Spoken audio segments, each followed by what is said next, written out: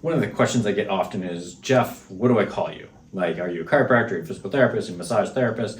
And I always say I'm a chiropractor, but we just practice a little differently. And I want to get into a little bit about why we practice a little bit differently. One of the things is our approach.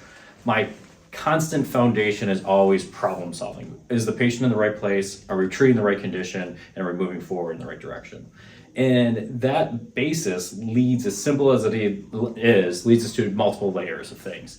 So I kind of created this little thing with my terrible handwriting just to kind of talk about like the problem solving thing that we go through. And as we go through, like this side is the things that we can do. I can also refer out to imaging, so MRI, CT scans, x-rays if we need to rule out things, and that can have an influence on our care. So this can be in the midst of care, or it can be before even we start with care.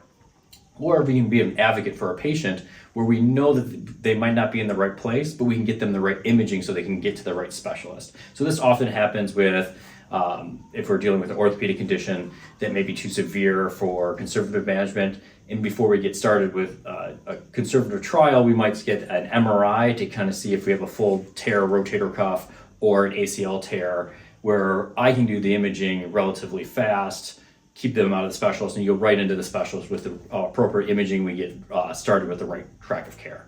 So being in the system helps be a better problem solver and better advocate for our patients.